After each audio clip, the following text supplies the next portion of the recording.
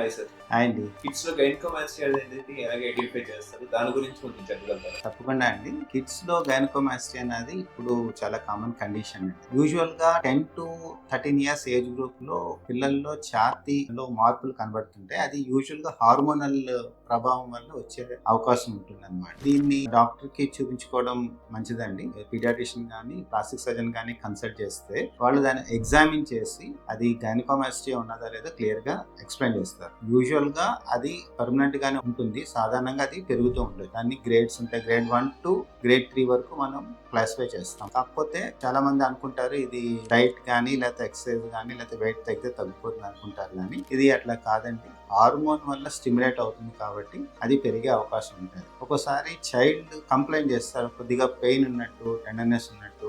Male child అయితే ఒక్కోసారి shirt కానీ టీ షర్ట్ కానీ మార్చుకోవడానికి ఇబ్బంది పడుతుంటారు. ఇవన్నీ సైన్స్ అండి. వీటిని మనం పేరెంట్స్ గా దాన్ని అబ్జర్వ్ చేసి డాక్టర్ కన్సల్టేషన్ తీసుకుంటే ఖచ్చితంగా దానికి మంచి రిజల్ట్ ఇవ్వవచ్చండి. అది ఏ ఏజ్ లో అయినా మనం సర్జరీ చేయొచ్చు. దానికి రెస్ట్రిక్షన్స్ అయితే లేదు. పర్మనెంట్ క్యూర్ అయితే ఉంది.